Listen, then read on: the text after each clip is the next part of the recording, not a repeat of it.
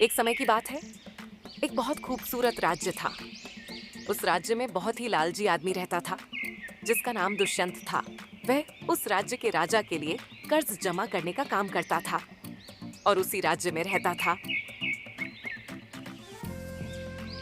दुष्यंत जिस चीज को चाहता, उसे पाने के लिए लोगों से कर लेने के नियमों को बदल देता और कर के नाम पर उनसे जो चाहता वह हासिल कर लेता। सभी लोग ध्यान से सुनो। राजा ने इस महीने से कर्ज बढ़ोतरी कर दी है। ये तो हर महीने का है। आप तो हर तरह की चीज पर कर बढ़ा देते हो। यह मेरा नहीं, राजा का आदेश है जिस पर हम सबको सहमत होना होगा। वैसे भी कौन सा ऐसा महीना गया है जो आप बिना कर लिए हुए यहाँ से निकले हो? दुष्यंत अपने मन में सोचता है, अगर कर नहीं लिया तो अपना घर कैसे भरूंगा? राजा के यहाँ नौकरी इसीलिए तो की थी। अब आप कर में क्या लोगे? जैसे उनकी बकरियां, बैल, फसल इत्यादि। धीरे धीरे दुष्यंत के लालच की आदत की बात पूरी जगह फैल गई। दुष्यंत के कारण सब लोग वहां पर रहने से डरते थे। उसके पड़ोसी गांव में श्याम नाम का किसान रहता था। श्याम का एक बेटा था, अर्जुन, और बुद्धिमान था। श्याम का परिवार बड़ी गरीबी में जी रहा था, लेकिन श्याम का सपना था कि उसका बेटा एक बहुत बड़ा आदमी बने। यही सोचते हुए वो घर से निकलकर अपने पड़ोस के चाय वाले के पास गया। वहां पर उसके दोस्त बैठे थे और चाय पी रहे थे। चाय की चुस्की लेते हुए उनके बीच दुष्यंत की बात शुरू हो गई। दुष्यंत के बारे में पता चला, उसने फिर कर बढ़ा दिया है। हाँ, जब देखो कुछ ना कुछ ले जाता है कर के नाम पर। अरे यार, हम क्या कर सकते हैं जब राजा उसे पूरा सहयोग करता है। और उधर पास ही अर्जुन भी गुजर रहा था। उसने गांव वालों और अपने पिताजी की बात सुन ली थी। तो विशाल ने लालची दुष्यंत के बारे में सुना। उसने निश्चय कर लिया और बोला, मैं किसी न किसी तरह से इस लालची दुष्यंत को राजा से सजा जरूर दिलवाऊंगा। राजा को दुष्यंत के इस लालची स्वभाव के बारे में पता नहीं है, इसलिए ये मुंह मांगे कर वसूल कर सबको सताता है। दुष्यंत एक बड़ा ही शातिर और चालाक आदमी था, इसलिए अर्जुन ने बहुत सोच समझकर एक योजना बनाई। अपने परिवार के सोकर उठने से भी पहले वह अपने पिता के बगीचे में गया और वहां लगे एक छोटे से आम के पेड़ को खोज निकाल लिया। अर्जुन पेड़ को लेकर जल्दी जल्दी के गांव की तरफ निकल पड़ा। उसे किसी भी तरह सुबह के समय में ही अपनी योजना के अनुसार दुष्यंत के सामने पहुंचना था, वो भी तब जब वो लोगों से कर वसूल रहा हो। ठीक समय पर अर्जुन दुष्यंत के सामने पहुंच गया। उस दुष्यंत समय लोगों से कर वसूल कर रहा था। अर्जुन अपना परिचय देते हुए बोला, सरकार, मैं अर्जुन हूँ, अभी आया हूँ और मुझे ये पता नहीं है कि इस गांव में एक गरीब आदमी कितना कर देता है, क्योंकि मैं एक बहुत ही गरीब आदमी हूँ और मेरे पास देने के लिए कुछ भी पैसे नहीं है। कुछ ना कुछ तो तुम्हें देना ही होगा। तुम्हारे पास क्या है? अर्जुन ने अपने पेड़ की तरफ देखकर कहा। मेरे पास बस ये जादुई पेड़ है, इसके सिवा कुछ भी नहीं है। दुष्यंत ने हैरान होकर कहा, जादुई पेड़? जादुई पेड़ का नाम सुनकर दुष्यंत बड़ा खुश हुआ। आखिर इसमें क्या जादू है? अर्जुन ने चालाकी से हंसते हुए कहा, अरे मालिक, ये बहुत ही कमाल का पेड़ है। जो भी इसके पत्तों को छूता है वो कई घंटों के लिए लोगों को दिखाई नहीं देता। वो पूरी तरह से लोगों के सामने से गायब हो जाता है, पर वो सबको देख सकता है। लालची दुष्यंत को अर्जुन की बात पर भरोसा नहीं हुआ। क्या तुम मुझे ऐसा करके दिखा सकते हो जिससे मुझे यकीन हो जाए कि ये एक जादुई पेड़ है? क्यों नहीं, जरूर। अर्जुन ने सोचा, क्यों ना इसको थोड़ा बढ़ा चढ़ाकर बोला जाए, जिससे ये दुष्यंत बिना सोचे ही यकीन कर ले। इस पेड़ का अगर कोई एक पत्ता खाता है या अपने माथे पर रख लेता है तो वो दिखाई नहीं देता है। खाकर देखो, आप दिख जाओ अगर किसी को तो बोलना। ठीक है, खाकर देखते हैं। बताओ, हम दिख रहे हैं या तुम्हें नहीं? बिल्कुल नहीं दिख रहे हो। अगर तुम यहाँ रहना चाहते हो तो तुम्हें अपना ये पेड़ मुझे देना होगा। मैं तुम्हें इस गांव में बिना कुछ दिए नहीं रहने दूंगा।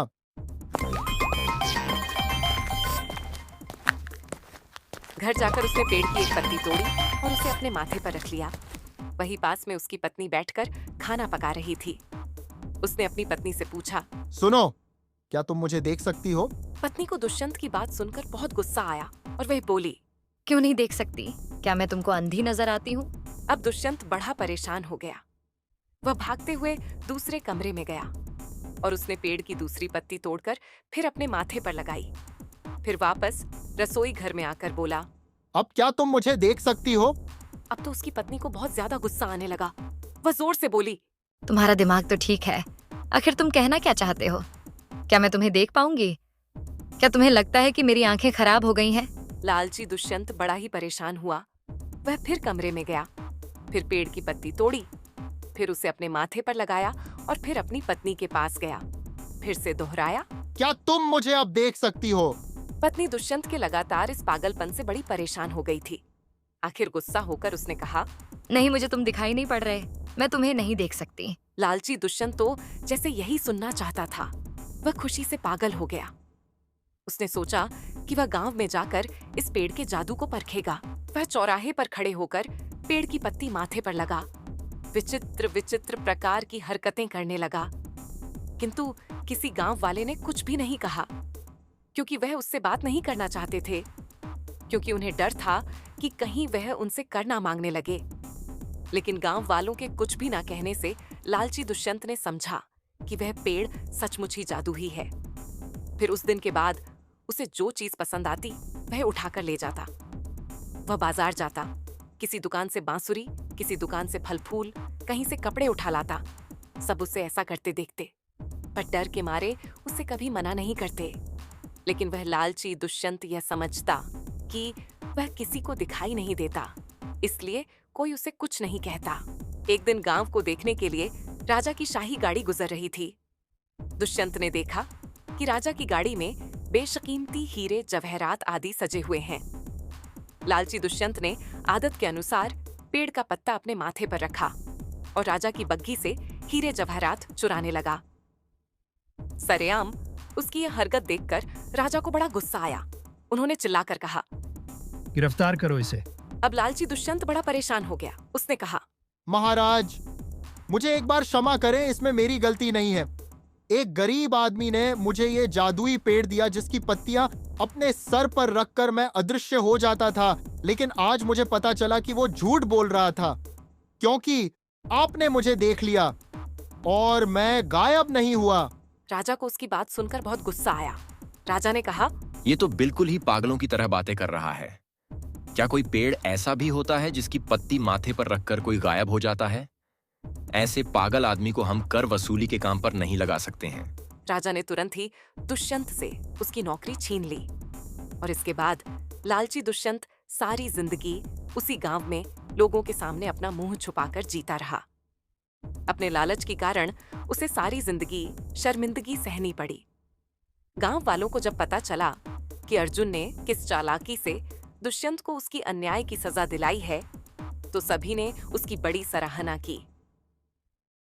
और जब यह बात राजा तक पहुंची, तो राजा ने अर्जुन को महल में बुलाया और उसे उसकी बुद्धिमान होने का सबूत मांगा। तुम ही अर्जुन हो जिसने दुष्यंत को पूरे गांव वालों के सामने नंगा करके घुमाया। जी महाराज। तो तुमको एक और परीक्षा देनी होगी जिससे हमें भी तुम्हारी बुद्धिमानी देखने को मिले। बोलिए महाराज, क्या करना होगा? तुम एक काम करो, ये 2 माला रखी है, एक असली फूलों की है, एक नकली फूलों की। अगर तुम इन दोनों में से कौन सी असली है और कौन सी नकली है, ये बिना छुए और पास आए बता पाओगे? अगर तुमने सही बताया तो हम तुम्हें राज्य का नया कर अधिकारी नियुक्त कर देंगे। अर्जुन ने माला देखी। दोनों माला एक जैसी लग रही थी और उसे लग ही नहीं रहा था कि दोनों एक जैसी कैसे हो सकती है। मगर असली पहचान के लिए उसने कुछ देर सोचा और कहा, आप अपनी खिड़की खुलवा दो। खिड़की खोल दो। बाहर एक मधुमक्खी फूलों के बगीचे में फूलों पर थी। वो सीधा उड़कर असली फूलों की माला पर आकर बैठ गई। महाराज, यही है असली फूलों की माला। राजा सोच में पड़ गया था। इसने तो माला को छुआ भी नहीं था, इसको कैसे पता चला कि ये माला असली है? तुमको कैसे पता चला कि ये असली माला है? यह बहुत ही आसान था। कैसे? हमें भी समझा सकते हो? आपकी जो खिड़की है वो आपके बगीचे के बिल्कुल पास में है।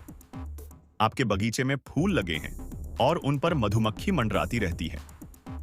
उसी तरह जो असली फूल होता है उस पर मधुमक्खी बैठ जाती है।